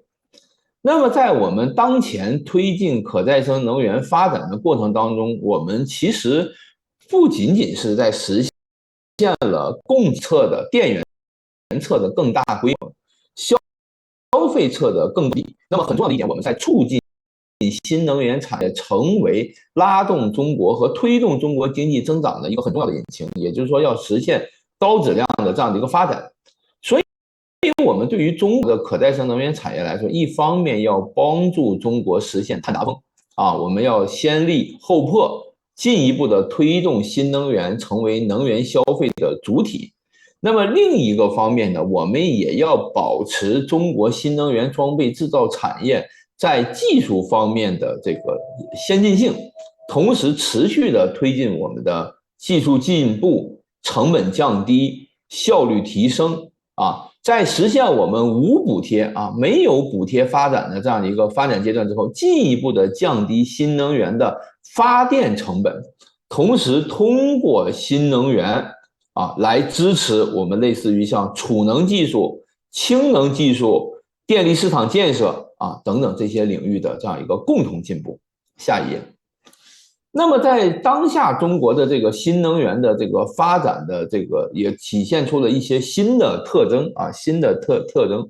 那么第一个特征呢，就是在大规模的这个发展的过程当中，我们中国的新能源，特别是以风电、光伏为主的这样一个新能源，实现了跨越式的发展。但是在实现更快规模发展的同时，我们将能源安全，特别是确保产业链安全，提升到了我们当前国家能源安全的一个重要的组成部分。一方面，我们说通过新能源的发展要支撑国民经济的稳步增长，另一方面也要确保我们的能源供给安全和产业安全这是我们当前区别于过往的这样一个新能源的发展的一个很重要的一点，就是确保能源安全这是我们的底线。那么另一方面呢，我们也要看到翻页。另一方面呢，我们也要看到，对于中国未来的这个能源的需求，还是在保持一个比较快的增长特别是最近这几年，大家看到中国的总体能源增长的比较快，特别是其实我们在化石能源的消费当中，也处在一个仍然消费的绝对量还有一个增长的过程当中所以我们在整个的能源转型过程当中，除了要加快新能源的规模化开发以外，那么另一方面也要注重跟我们传统能源体系的协调发展把我们的传统能源，特别是以煤为主的这样一个资源禀赋立足于这样一个资源禀赋，来夯实能源转型的这样的一个基础这一点我们也是要放到了一个比较突出的位置，并不是说不再发展传统能源，而是要做到一个稳妥有序的均衡发展下一页。那么我们在发展的特征第二点呢，我们看到了看到现在一个较高比例的这样一个发展过程，就是能源和电力的增量从我们说增量主体变成我们说对于我们说存量的化石能源进行替代。那么这也就要求我们在发展的过程当中，对于我们一个电源的灵活调节能力，包括对于我们说电网的这样一个特高压输电线路配电网的配置能力进一步的提升。同时我们也要发挥消费侧的电力消费侧的这个灵活响应的能力，通过我们说电源电网复合一体化的开发，辅之以我们这样一个数字化的技术，来进一步的增强我们电力系统消纳和消费可再生能源的这样一个基本的这样一个能力下一页。而且我们在电源侧发展的过程当中，不仅仅是我们要进行风电和光伏的这样一个建设，除此之外，对于有一些调节性的刚才说印尼有很丰富的水电资源，所以说中国对于水电包括抽水蓄能电站，以及我们说在太阳能热发电领域这些具有调节能力、蓄热蓄电功能的这样一个基础设施，我们也要进行这个较大规模的这样的一个开发。那么从可再生能源的角度来说，对电力系统的灵活性做出重要的贡献。下一页。那么对于当前的这个发展特征，除了我们在规模上、渗透率上进行提升以外，我们在市场机制上也更进一步的突出市场化的机制和消费侧的驱动。所以最近这几年，中国的可再生能源在政策领域，大家能够看到，在绿色电力交易、电力市场建设、电力消纳责任权重包括我们说这个绿色证书等等方面，开展了很重要的这种工作很重要的工作，进一步的我们说深化我们政府在市场当中发挥的作用，激发市场主体的活力，充分通过市场来配置新能源的这样的一个产业产业的这个资金的这样一个配置，政府在这个过程当中更多的做好的这个引导作用最好的做好引导作用。下一页。那么也就是说，在整个“十四五”期间，那么可再生能源的产业链、供应链，包括我们的创新量要持续巩固实现我们预期的这样的一个发展目标。那么同时呢，要保证为我们说进入到一个碳从碳达峰到碳中和，夯实我们整个这个产业的这样的一个发展基础。下一页。那么从中国来讲，应该说跟印尼一样，我们说整个地缘广阔，人口密集，经过20多年的这样的一个发展，应该说中国是具有全世界范围来看最为丰富的这样一个新能源开发的实践经验。那么既有我们说在西部广阔地区的基地化、大型化的项目，也有多种分布式的跟复合相结合的分布式开发的这样一个经验。那么我们说特别是我们最近这几年，新能源的发电跟充电设施的结合，跟农业养殖的结合，跟我们下游氯氢、氯胺、甲醇等化工产业的结合，跟旅游观光、工业生产，特别是跟环境治理相结合，共同实现我们的减污降碳、协同增效，同时也降低了我们终端用能用电的成本增加了我们说在整个终端电力和能源消费当中绿色能源的这样的一个占比。下一页。那么在“十四五”期间呢，在近5年当中呢，我们对于新能源的这样的一个开发呢，也跟国内的包括生态文明建设、城镇化、乡村振兴、基础设施建设技术领域进行深度的融合开展了9大方面的这样一个工作。比如第一个方面是跟城镇屋顶光伏的结合包括我们设定了到2025年和2030年在中国新建的政府大楼、交通枢纽医院、学校、厂矿地区我们说建筑屋顶光伏的这样的一个覆盖率设定了明确的这样一个指标要求，推动建筑领域碳达峰。下一页。那么在光伏加我们第二个是实行各种光伏加的这个综合行动，主要就是在我们的农业领域开展农光互补、渔光互补特别是在我们说交通领域推进光伏跟新能源充电桩、高速铁路和高速公路等等这些结合，跟中国的信息体系、信息产业，包括5G 的基站、数据中心相结合。那么同时呢，我们在农村地区加快推进分散式风电，以及高比例的实现分布式光伏的安装。比如在我们一些试点地区，要实现人均10千瓦的这样的一个分布式光伏的这样一个开发的这样的一个要求的指标在我们一些示范县、示范村实现我们的这样一个低碳的这样一个发展，或刚才说的较高渗透率的可再生能源。下一页。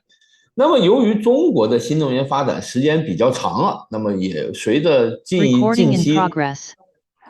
期呢，我们还有一些的这样的一个原有的这个风电的这个设备呢，进入到了这个退役的阶段。所以说当前的中国呢，也高度重视我们存量风电和光伏设备的回收再利用，以及我们说升级改造的这样的一个工作。就目前我们说应该说在全球范围内较早的进入到了这样的一个发展阶段，正在设定行业标准，为我们未来的这样一个设备的这个升级改造打好基础。那么刚才谈到的从灵活性的角度来说，也在推进抽水蓄能建设和我们新能源非电应用，特别是直接热利用方面的这方面的工作。下一页。那么最近这几年，我们说在新能源领域呢，我们也很注重在农村地区跟我们特别是我们说重点的这样一个贫困地区，包括我们说东部地区和中部地区的这个乡村振兴相结合把农村地区作为我们中国新能源发展的这样的一个主战场应该说我们下一页。应该说在中国通过新能源的发展来推进在农村地区推进新能源的发展，应该说是有比较丰富的经验的。比如说在这个2020年到2020年前我们说2015年到2020年的5年，我们国家重点通过农村地区电网的升级改造，包括水电移民扶贫等等这些的这个方式，累计的解决了410万贫困户的这个绝对贫困的这个问题。将我们说绿色发展、绿色新能源的项目建设作为给当地贫困户带来新收益的重要的解决方案同时也极大的改善了乡村地区清洁能源利用的这样一个水平乡村地区这个水平。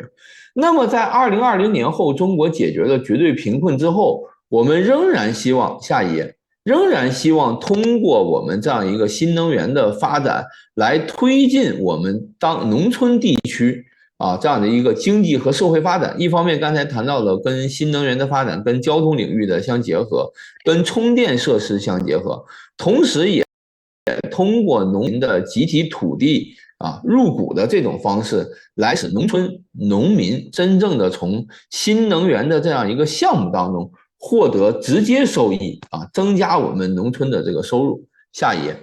那么另一个方面呢，是通过我们的新能源的开发，在县域在一个县，在城乡的这样一个领域当中呢，来推进我们这样一个清洁供暖通过新能源来代替我们的煤炭，通过生物质的天然气禽畜粪便等等，来进一步的提高我们在降低我们农村地区化石能源的这样的一个应用下一页。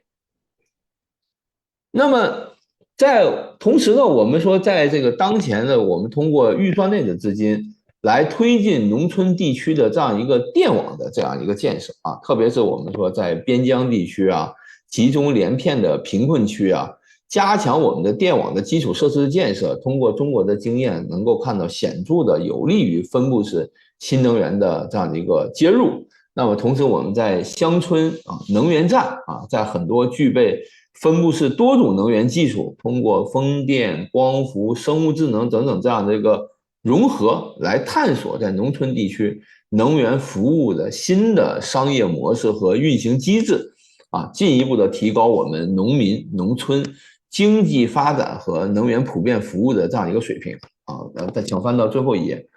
那么从这几年的这个可再生能源发展的这个经验来看呢，应该讲中国的新能源在减污降碳、协同增效方面做了很大的工作，在我们的装备制造业方面处于全球较为领先的水平，具备我们说最低的这样的一个开发成本特别是我们说在惠民利民方面发挥了重要作用。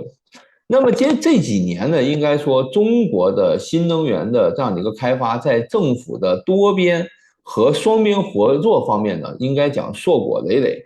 特别是我们说在加强了推进一带一路框架的能源合作，包括加快建立全球清洁能源的伙伴关系，同时不断深化我们跟非盟、阿盟、东盟还有 APEC 我们说亚太经合组织的这种区域能源合作的这样的一个平台，那么积极的在参与全球的这个能源治理。那么我们说在水电、风电、光伏方面，从2022年以来，应该讲我们也在加快这些境外项目的投资合作。比如说仅在2022年，我们的境外的风电项目签约的数量就达到了41个，合同金额达到了接近80亿美元。那么光伏的项目，我们讲基本上大家知道，中国的光伏产业是服务于全世界的服务于全球市场的。去年我们的光伏的产品出口超过了500亿美元，那么在今年的上半年也超过了280亿美元创造了较高的这样的一个记录。所以说未来呢，我想我们会进一步的发挥我们全球领先的制造能力和优秀产能，同时呢，加强我们商业模式和技术能力的输出，持续的降低我们可再生能源的技术应用的成本，那么共同的在金融投资方面资助我们说带入沿线国家，共同的在新能源领域当中取得更大的成绩今天呢，我就介绍到这些，谢谢大家。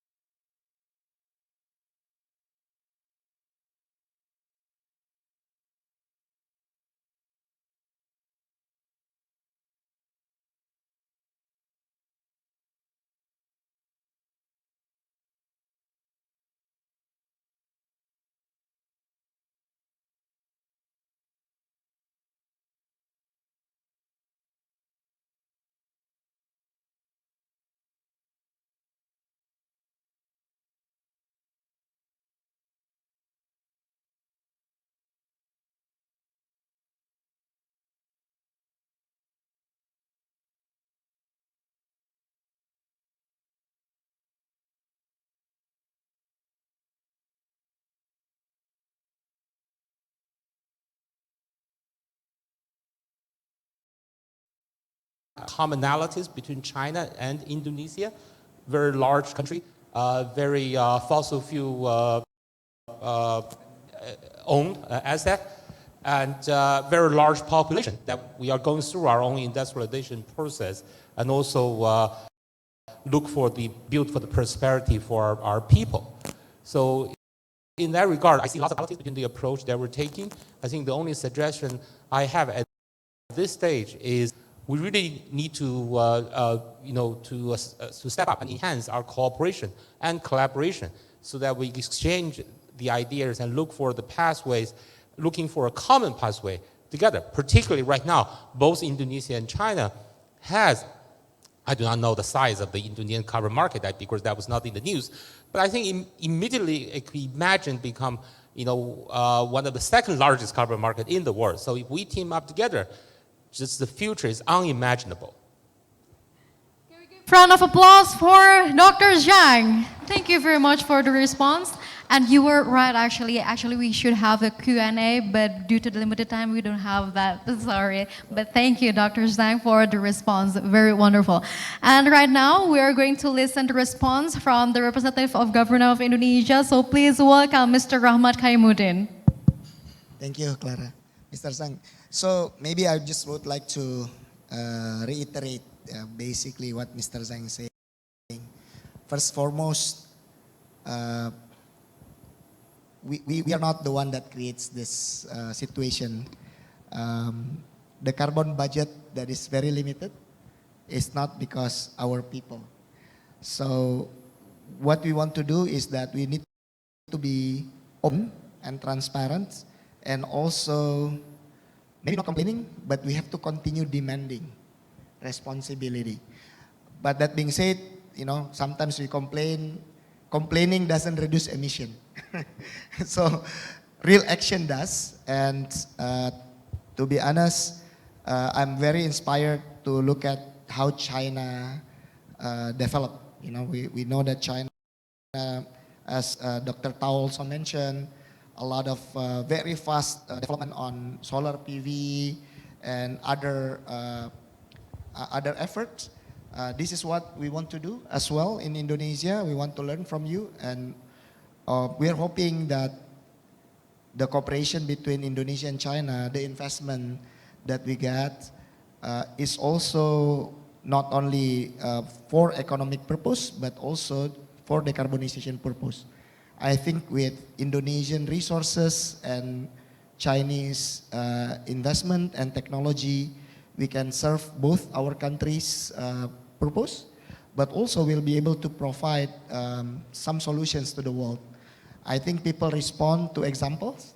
So if we can show that it can work, maybe it can inspire some of these other countries to continue and put real effort, real commitment, real technology, real money into this effort as well. So in concrete level, we know that China is leading in terms of batteries, in terms of solar PVs, in terms of electric vehicles. All those things is something that we will need. We know that Indonesia have, for example, nickel, bauxite. If we can create factories in both Chinese investment in Indonesia, but hopefully moving forward we can provide low emission products, so lower carbon. Maybe building factories in some places outside of Java. We may start with fossil, but if we can combine it through hybrid and lower the emission, and hopefully all those assets, all these investments, then we can also sell the carbon saving through carbon market. So hopefully we can, with our collaboration, we can create liquid, we can create large carbon exchange, and we can ensure that we can protect the nature, but we'll continue growing. Maybe that's from my side. We need real actions. Please, round of applause for Mr. Rahmat Kaimuddin. Thank you very much, sir, for the response. But due to the limited time, this is the end of our session. Thank you very much. Ladies and gentlemen, please round of applause for our two representatives. Thank you so much. You may return to your seat. Thank you very much. So, ladies and gentlemen, thank you everyone for your participations in this second discussion. And together, of course, we can explore the possibilities and challenges of the Indonesia-China energy transition cooperations in 2023, and of course, its impact to the global arena. I'm Clara Antawijaya, signing off. Back to MC.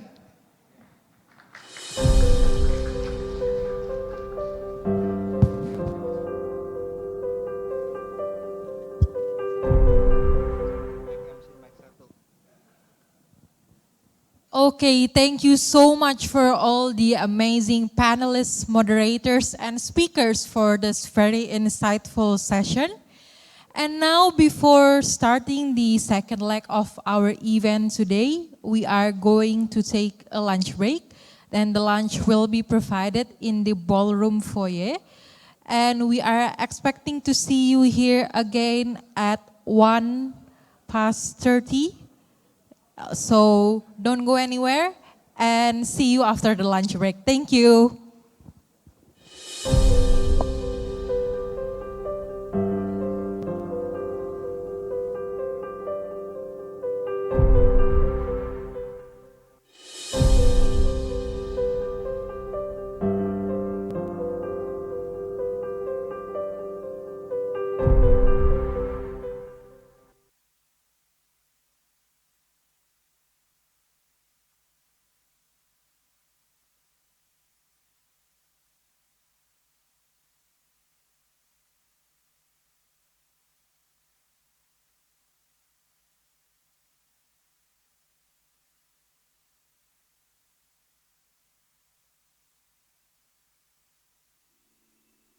Recording stopped.